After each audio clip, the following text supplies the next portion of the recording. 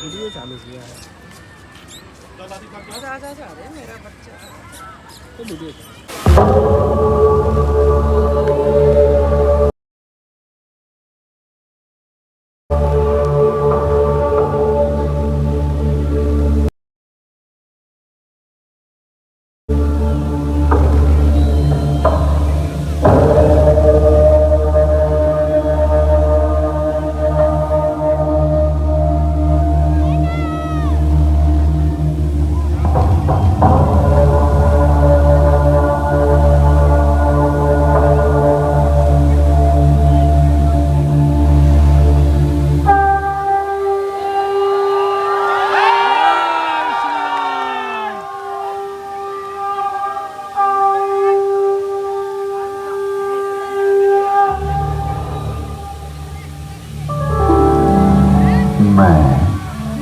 भारत हूँ, यहाँ पधारे समस्त आगंतुकों का हार्दिक स्वागत है।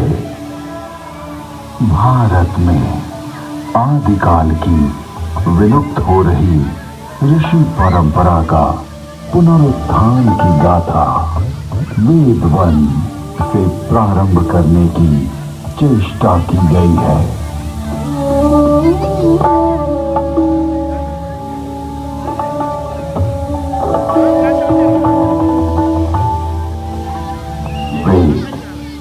परमपिता परमात्मा की पवित्र वाणी है, जो सृष्टि के प्रारंभ में मानव मात्र के कल्याण के लिए अग्नि, वायु, आदित्य, अंगिरा इन 4 ऋषियों के पवित्र अंतःकरण में उद्भूत हुई।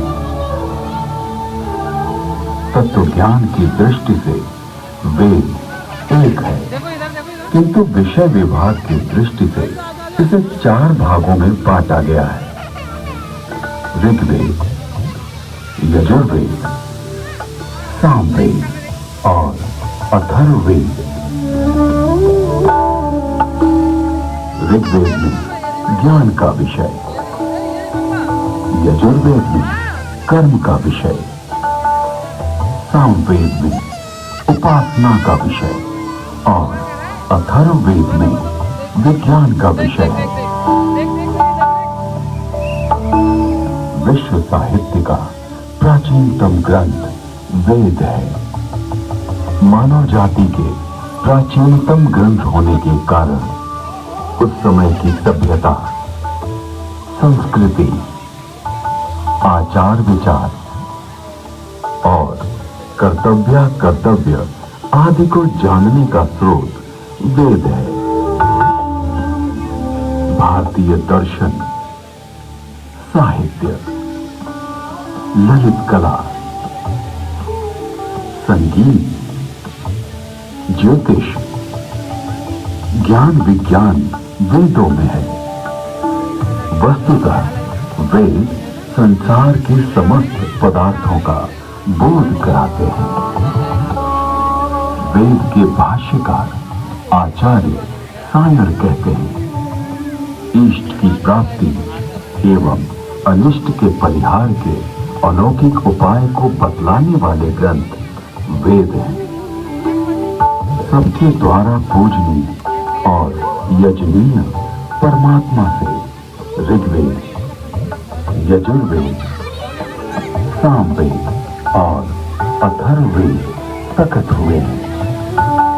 ऋग्वेद के मंत्र दृष्टा ऋषि कहते हैं, तस्माद् ज्ञातः सुबहुता ऋचा सामानि जगिरे छंदांसि जगिरे तस्माद् तेजस्त तस्माद् जायत। ऋग्वेद, जिसके द्वारा विभिन्न देवताओं की स्तुति की जाती, उसे ऋग कहते हैं।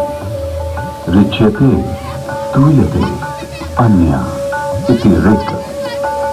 इस प्रकार की ऋचाओं के संग्रह का नाम ऋग्वेद है। ऋग्वेद विश्व साहित्य का प्राचीनतम ग्रंथ है। ऋग्वेद में 10 मंडलों में 1028 सूक्त में 10,600 मंत्र हैं। यजुर्वेद।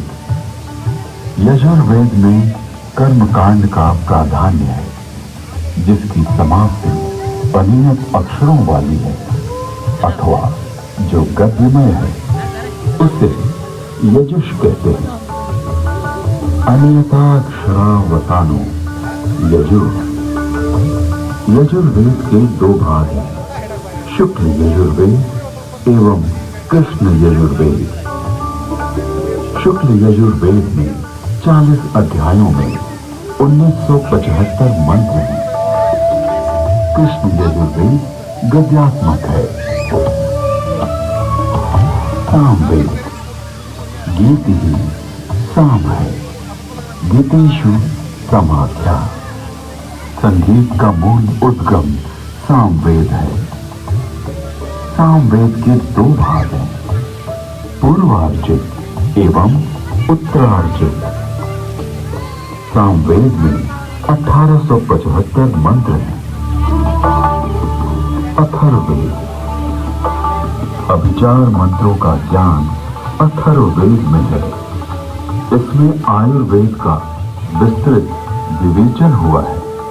इसकी शौनक शाखा में 20 कांडों में 730 सूक्तों में 6000 मंत्र हैं।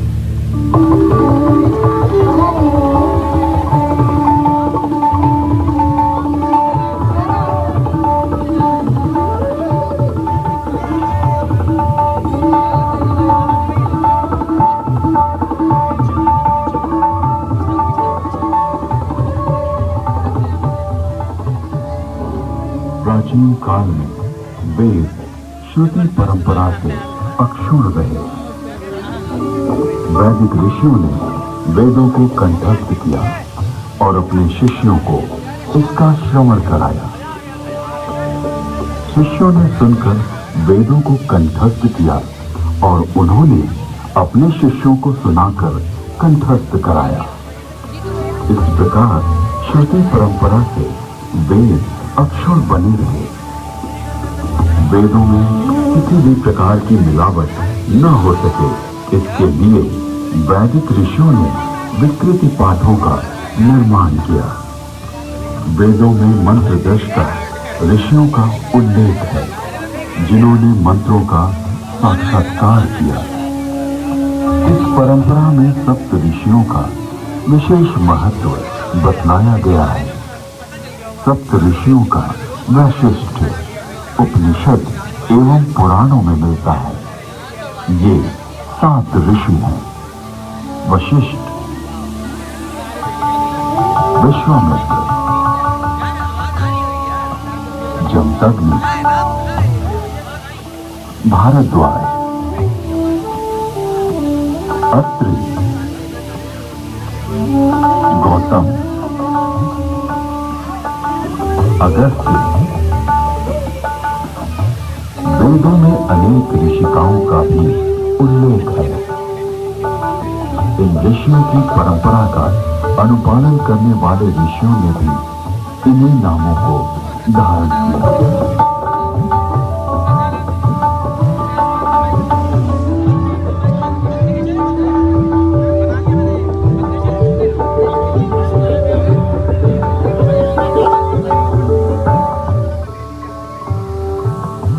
आज विश्व में जिन आविष्कारों का श्रेय पाश्चात्य जगत द्वारा लिया गया है, उसे हमारे प्राचीन ऋषियों द्वारा तथ्य सहित हजारों वर्ष पूर्व प्रमाण सहित वेदों में उल्लिखित किया गया है। जैसे अगस्त्य संहिता में विद्युत उत्पादन के सूत्र मिलते हैं।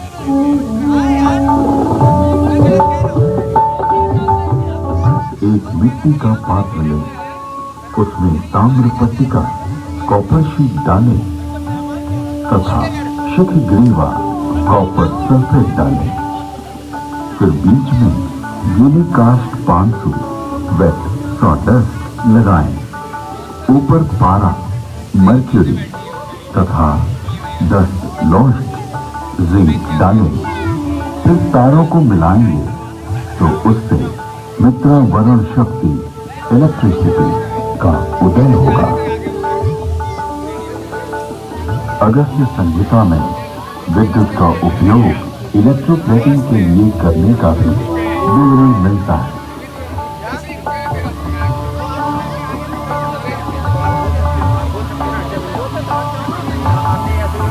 अतः अगस्त्य को कुंभोधव बैटरी बोन भी कहते हैं।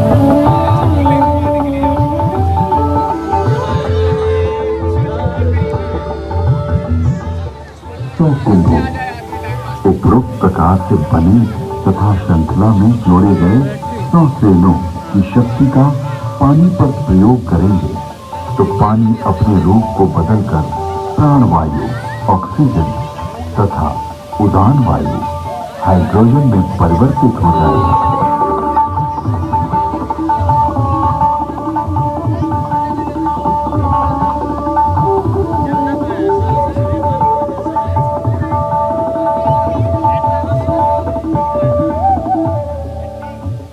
कृत्रिम स्वर्ण अथवा रजत के लेप को सत्कृति कहा जाता है। लोहे के पात्र में सुशक्त जल तेजाब का घोल इसका सानिध्य पाते ही यवक्षार, सोने या चांदी का नाइट्रेट ताम्र को स्वर्ण या रजत में ढक लेता है। स्वर्ण से लिप्त उस ताम्र को शातकुंभ अथवा स्वर्ण कहा जाता है। विद्युत तार आधुनिक नौका चलन और विद्युत वहन, संदेश वहन आदि के लिए जो अनेक बारीक तारों की बनी मोटी केबल या डोर बनती है, वैसी प्राचीन काल में भी बनती थी, जिसे रज्जु कहते थे।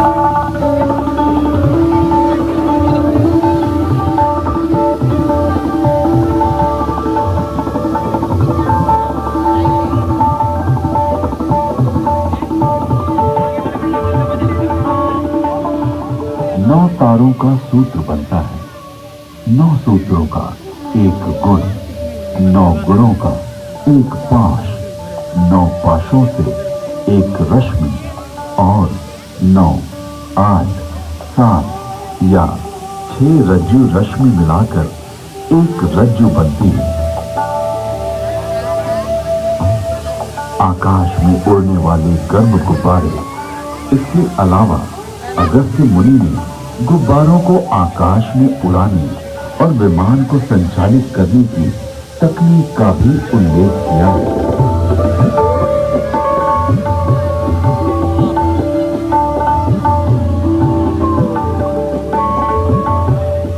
उदान वायु, हाइड्रोजन को वायु प्रतिबंधक वस्त्र में रोका जाए तो यह विमान विद्या में काम आता है।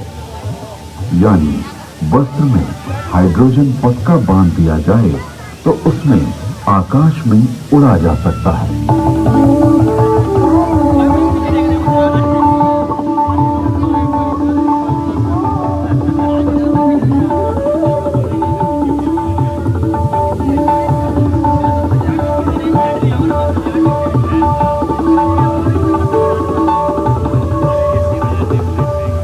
विमान वायु पर उसी तरह चलता है जैसे जल में नाव चलती है। तत्पश्चात उन काव्य पंक्तियों में गुब्बारों और आकाश छत्र के लिए रेशमी वस्त्र सुयोगी कहा गया है, क्योंकि वह बड़ा लचीला होता है।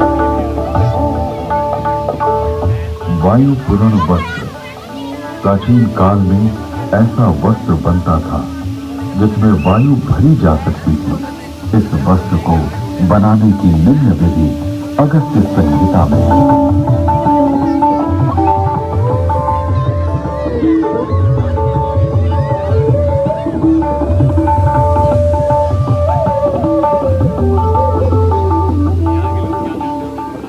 पृथ्वी का सूर्य की परिक्रमा करने का वर्णन ऋग्वेद, यजुर्वेद, और अथर्ववेद के मंत्रों में मिलता है।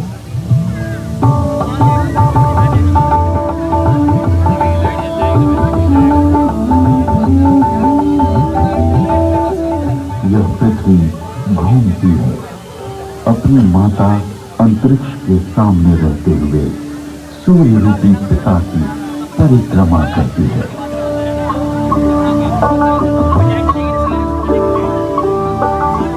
पृथ्वी क्षण सूर्य कृष्ण की प्रदक्षिणा करती है। ऋग्वेद में जल की उत्पत्ति यानी H2O का उल्लेख है।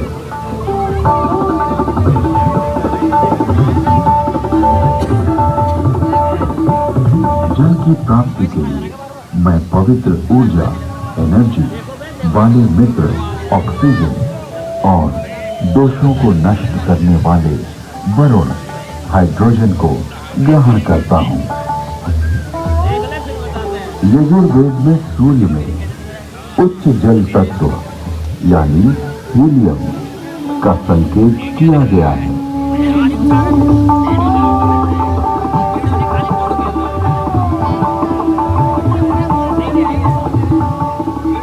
उच्च शक्ति से युक्त हाइड्रोजन जो कि हीलियम के रूप में है, सूर्य में है। सूर्य के चारों ओर गैसों के समूह का उल्लेख ऋग्वेद में है।